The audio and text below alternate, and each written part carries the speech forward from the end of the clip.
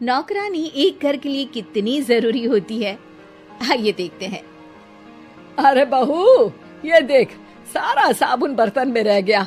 ये नौकरानी कोई काम नहीं करती, गंदा काम करके चली जाती है और ढेर सारा पैसा ले जाती है। अरे मम्मी जी, उसने तो साफ किया ही था। मेरे ही हाथ से इस ग्लास में सर्फ गिर गया था। अरे बस कर झूठी, उसे बचाने के लिए सारी जुगत लगा ले, लेकिन मैं तो इसे निकाल कर ही रहूंगी। हमारे जमाने में ना कोई नौकरानी थी और ना ही ये चिकने बर्तन। चूल्हे के जले बर्तनों को राख रगड़ कर साफ किया करती थी मैं। अरे माँ जी, मैं कहाँ बचा रही हूँ उसे। और वैसे भी आजकल नौकरानी जरूरत नहीं, स्टेटस सिंबल बन गया है। अब आप बताओ, मैं मुन्ना को नीचे घुमाने ले जाऊं तो लोगों से क्या बोलूं? झाड़ू पोछा खुद लगा रही हूँ। लोग सीधा यही पूछते हैं कि कौन सी नौकरानी काम कर रही है तेरे घर पर। अरे बस कर, ये भी कोई बात होती है? मम्मी जी, आप नहीं समझेंगी। शाम को नौकरानी घर आकर काम कर ही रही होती है कि सास को कहती है, माँ जी, एक बात बोलूं, बुरा न मानना। अरे वैसे तो मुझे तेरी शक्ल ही पसंद नहीं है, बात क्या खाक पसंद आएगी। अरे माँ जी, सुन तो लीजिए क्या कह रही है। तो मैंने कौन सा उसका मुंह पकड़ लिया है? अरे माँ जी, वो लाल साड़ी पहनती हो ना पहना करो। सास का गुस्सा अब तो 7वें आसमान पर होता है। अरे वाह जी वाह, क्यों ना पहना करूं? और तू होती कौन है ये बताने वाली कि मैं क्या पहनूं क्या ना पहनूं? अरे माँ जी, पूरी बात तो सुन लो, वो बोलना क्या चाह रही है। अरे बुरा न मानो आंटी जी। अरे कौन है आंटी? अपनी उम्र देखी है तूने? 2-4 साल ही छोटी होगी मुझसे और मुझे आंटी बोल रही है।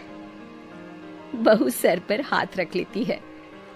अरे अच्छी खासी उम्र दराज हो और आंटी ना बोलूं? मैं तुम्हारी बहू से भी 4 साल छोटी हूँ। क्यों दीदी? बोलती भी क्या, एक तरफ सास यानी पति की माँ, तो दूसरी तरफ नौकरानी जिसके बिना घर का काम नहीं चल सकता। वो दरअसल माँ जी की शादी भी बहुत जल्दी हो गई थी ना। अच्छा ये झगड़ा छोड़ो, ये बताओ तुम माँ जी को लाल साड़ी पहनने से क्यों मना कर रही हो? वो ना, इनकी उम्र की सारी औरतें सोसाइटी में इनके लिए बात करती हैं कि तुम्हारी सास बुढ़ी घोड़ी लाल लगाम है। बहू को ये सुनकर गुस्सा आ जाता है। अरे वाह वाह, कौन बोलता है जी?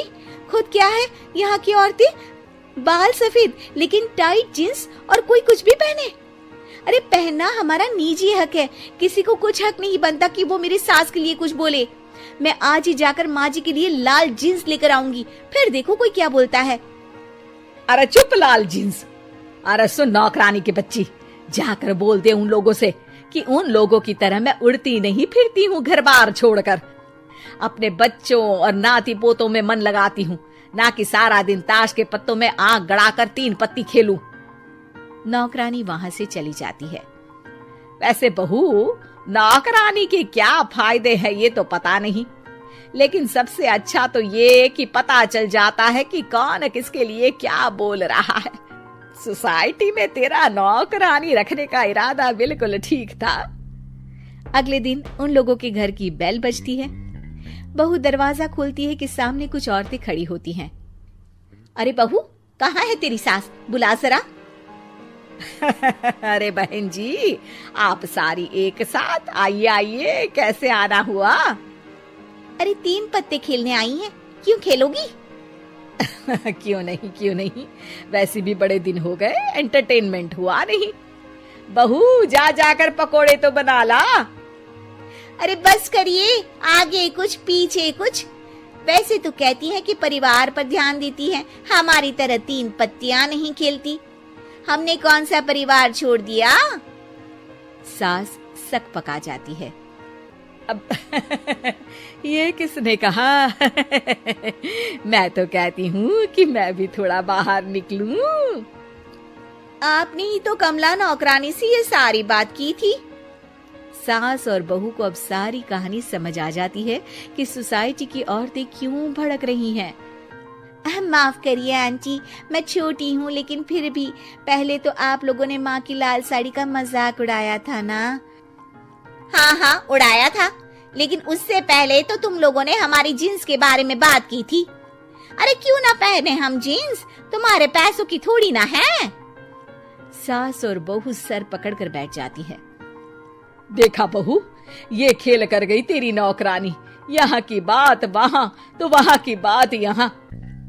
दोनों किसी तरह औरतों को समझा बुझाकर घर भेजती है और कसम खाती है कि नौकरानी को नौकरानी ही रहने देंगी।